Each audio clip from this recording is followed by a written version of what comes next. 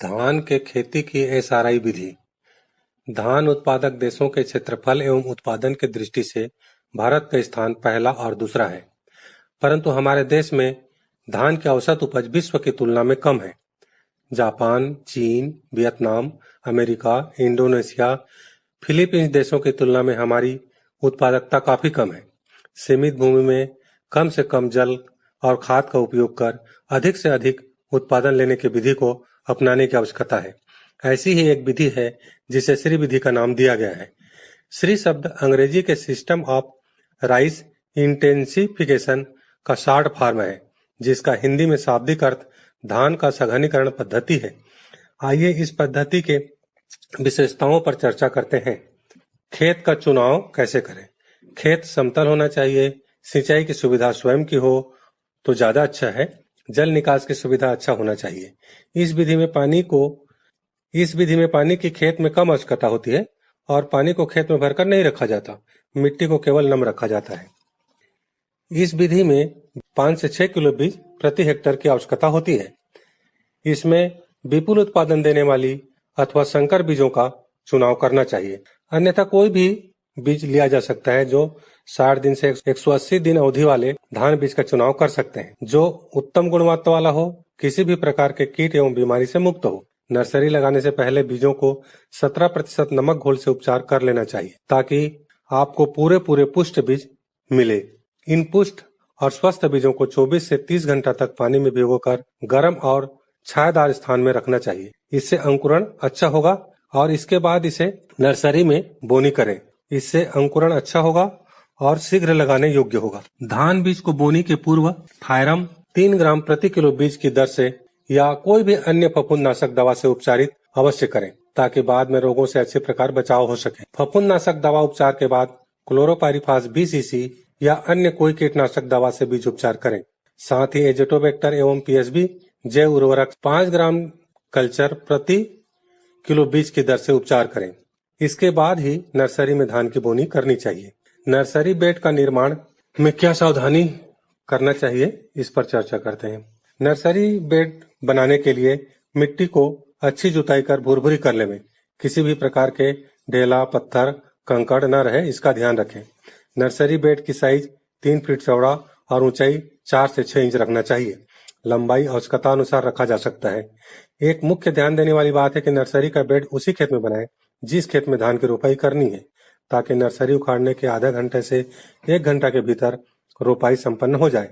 इससे पौधा शीघ्र संभल जाता है।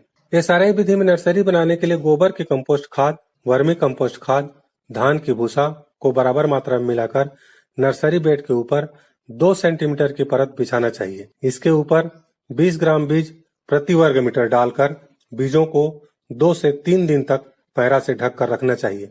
इससे अंकुरण 100% होगा एवं पक्षी, चींटी से बीजों का बचाव हो जाएगा और पर्याप्त संख्या में पौध प्राप्त होंगे। रोपा हेतु खेत की तैयारी कैसे करें, इस पर बात करते हैं। रोपाई हेतु खेत की तैयारी के लिए सामान्य रोपा लगाने जैसा ही करना है। कल्टीवेटर से जुताई मचाई के बाद रोटावेटर चलाएं और पाटा चलाकर समतल कर लें। गाद के बैठने के बाद मार्कर से खेतों में चिन्ह लगाएं। चूंकि 25 × 25 सेंटीमीटर में एक पौधा ही रोपा करना है, अर्थात पौधे से पौधे की दूरी एवं कतार से कतार की दूरी 25 सेंटीमीटर होना चाहिए। खेत की तैयारी नर्सरी की उम्र 10 से 12 दिन के अंदर कर लेना चाहिए।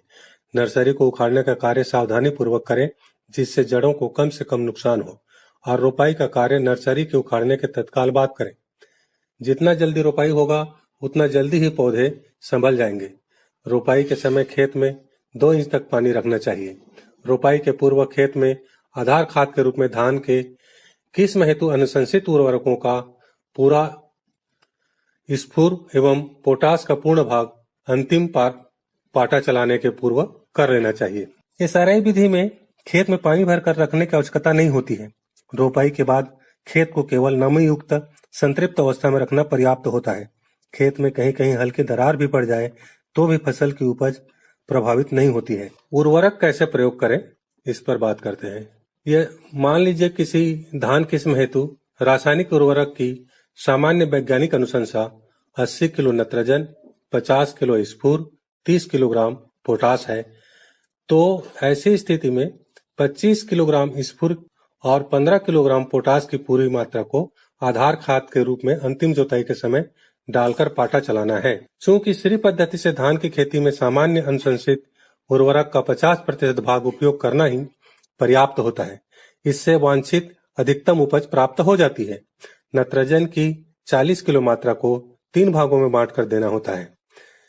20 किलो नत्रजन आधार खाद के रूप में रोपाई के पूर्व, अंतिम पाटा चलाने के समय और शेष 20 किलो नत्रजन को 2 भागों में बांटकर 10-10 किलो की मात्रा बीडर चलाते समय या 20-20 दिन के अंतराल में देना होता है।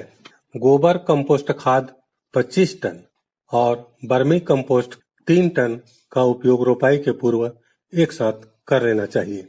निंदा नियंत्रण के उपाय के लिए, चूंकि एसआरआई विधि कतार में रोपा लगाया जाता है, तो इसके लिए धान की रोपाई के 10 से 15 दिन के बाद कोनो बीडर या अंबिका पेड़ी बीडर या हैंड हिल हो का उपयोग करना है। यदि नींदा नहीं है तो भी इन यंत्रों को खेत में कतार के बीचों बीच चलाना अनिवार्य है। इससे घास, नींदा का नियंत्रण तो होगा ही, धान के पौधों में मिट्टी चढ़ाई का कार्य भी हो जाएगा। धान के जड़ों को पर्याप्त मात्रा में उर्वरक, हवा, प्रकाश और पानी की पूर्ति भी जल्द से जल्द हो जाएगी। कोनो बीडर चलाने का कार्य कम से कम 2 बार या अधिकतम 3 बार 10 से 20 दिन के अंतराल पर अवश्य करना चाहिए। श्री विधि में कीट व्याधि नियंत्रण के लिए खेतों का निगरानी समय समय पर करें और कीड़ा और बीमारी की पहचान कर आवश्यकता अनुसार वैज्ञानिक अनुशंसा के आधार पर कीटनाशी या रोगनाशी दवा का उपयोग करना चाहिए। परंतु कीट व्याधि नियंत्रण के पहले आर्थिक हानि स्तर की जांच अवश्य करें।